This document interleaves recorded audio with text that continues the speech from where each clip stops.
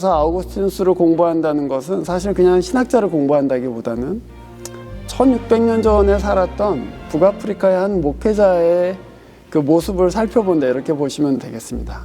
그러면은 저희들하고는 훨씬 더 가깝고 또 저희들에게 주는 그런 어떤 메시지도 훨씬 더 생생하게 전달될 것이라고 저는 그렇게 생각합니다.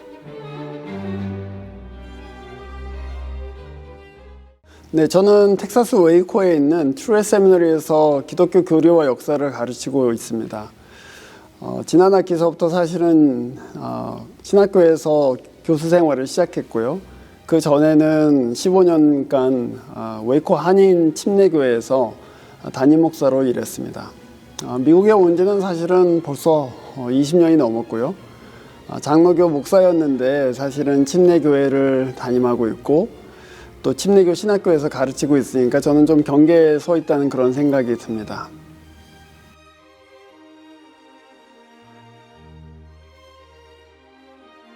공부를 하면서 초기 기독교 또 중세 종교개혁사 현대 이제 쭉 이렇게 신학자들과 이제 여러 교회사의 중요한 사람들을 살펴보면서 와, 이거 너무 좋은 것들이다, 그런 생각을 많이 했습니다.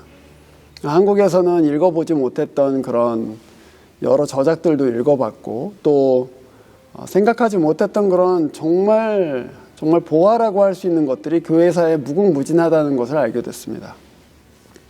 근데 이거 소개할 방법이 없잖아요. 그래서 책을 통해서 그래도 내가 공부한 아우구스티누스의 아주 좋은 것들을 좀 선별해서 같이 나눌 수 있으면 이게 정말 얼마나 풍성하겠나, 그런 생각을 했습니다. 그런 계기로 책을 쓰게 됐습니다.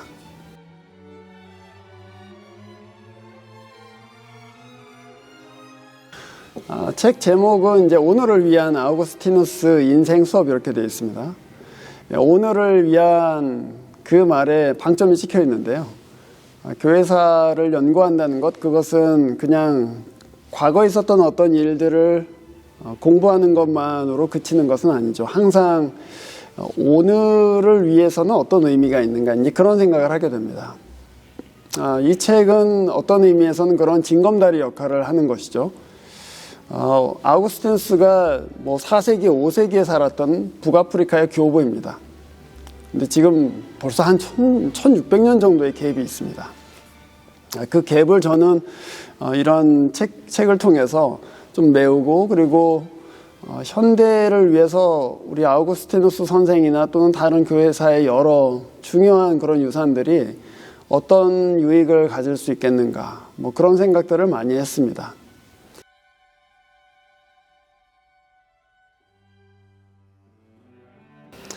책의 제목이 갖고 있는 것처럼 오늘을 위한 교부 또는 아우구스티누스, 그 의미를 잘 전달하려고 저는 애썼고요. 아우구스티누스가 무엇을 하든지 간에 그것은 다 행복하기 위한 것들입니다. 그리스도를 믿는 것, 또 교회로 함께 모이는 것, 또 이 세상 가운데 어떤 하나님의 나라의 어떤 공동체로 살아가는 것, 그 모든 것들이 사실은 사람이 어떻게 하면 행복해질 수 있는가, 이제 그런 질문에 답하기 위한 그 아우구스티누스 나름대로의 어떤 답변들이죠. 그래서 이 책은 한 20개의 정도로 챕터로 구성되어 있는데요. 그 각각의 챕터들이 행복에 관한 얘기도 있고 목회에 관한 얘기도 있고 또 아주 아우구스티누스가 갖고 있는 어떤 신학적인 그런 사고들을 담고 있는 장들도 있는데, 사실은 그 모든 장들이 결국에는 우리가 어떻게 하면은 정말로 복된 사람들, 또 행복한 사람들이 되겠는가, 또 어떻게 하면 이 세상이 정말로 행복하게 되겠는가 하는 그런 질문들에 대답하고 있다고 그렇게 보시면 되겠습니다. 또 한편으로는 제가 이제 책을 쓰면서 그 아우구스티누스라는 이 한 인물이 갖고 있었던 어떤 신학들, 그 성경에서 그가 확신했던 어떤 그 단단한 그런 믿음들이 있거든요. 그런 것들이 이 사람의 목회 안에서 어떻게 그 구현되었는가, 그것들을 정말 보고 싶었습니다. 우리가 흔히 생각할 때 이제 목회 따로 또 신학 따로 이제 그렇게 생각하기 쉬운데요. 사실 이 한 인물의 목회의 경험들, 그리고 이 한 인물이 했던 그런 어떤 사고의 궤적들을 쭉 따라가다 보면 이 인물이 그냥 목회를 따로 한 사람이 아니고 이런 신학적인 사고를 통해서 이런 열매들, 이런 목회를 하고 있었구나 하는 것을 이제 보게 됩니다. 저는 그 목회와 신학의 어떤 그 유기적인 통합이 굉장히 중요하다고 생각하고요. 그래서 책에서 이제 그런 것들을 좀 잘 드러내고자 하는 그런 마음이 있었습니다. 이 책이 아마도 그 목회자들과 그 신학자들한테 둘 다 도움이 된다면 아마 저는 그런 면에서 도움이 될 거라고 생각합니다.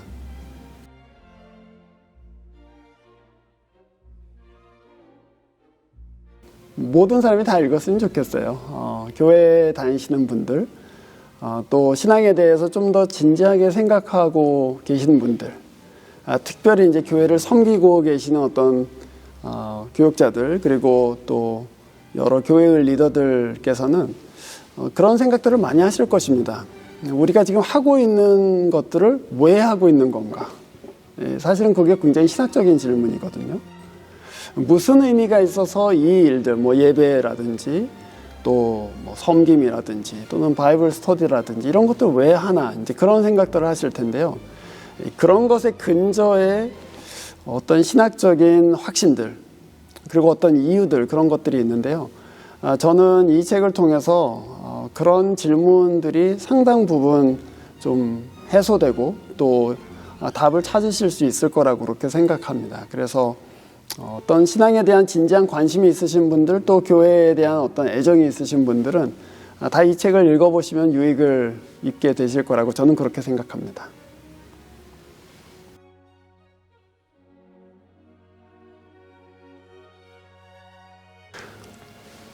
저는 뭐 20년 넘게 초기 기독교 연구 그리고 교회사를 연구하는 연구자로 또 학생으로 살았습니다. 제가 사실 이제 연구와 또 공부를 하면서 느낀 건 뭐였냐면요. 이 교회사의 인물들을 그냥 어떤 위인들로 생각하는 것이 아니고 점점 형제다 이런 생각을 하게 됐습니다. 또 자매다 이런 생각을 하게 됐어요. 우리가 사도신경 마지막에 그 성도의 교통을 믿지 않습니까? 성도의 교제. 그것이 비단 이렇게 살아있는 우리 교회의 교우들 뿐만이 아니고 과거에 살았던 우리 교회사의 여러 형제들, 자매들, 그리고 위인들, 이분들과 공부를 한다는 것은 형제가 되고 자매가 되고 가족이 된다, 뭐 그런 생각을 저는 합니다. 이 한국교회의 그 여러 가지 자원들이 있습니다. 그런데 그 자원들이 이 세계교회의 유산들하고 같이 만날 때, 특별히 성도의 교제라는 차원에서 같이 만날 때 이게 얼마나 더 풍성해지겠나, 뭐 그런 생각을 저는 하고 있습니다. 그래서 이 책을 읽으시는 분들은 그 아우구스티누스에 대해서 정말 오래전에 살았던, 그리고 아주 낯선 교회사의 위인이라고 생각하지 마시고 정말 오래전에 살았으나 우리와 같은 주를 섬겼고 또 같은 열심으로 교회를 섬겼던 형제, 또는 저 같은 경우에는 선생, 이렇게 생각을 하시면 저는 좋을 것 같다는 그런 생각입니다.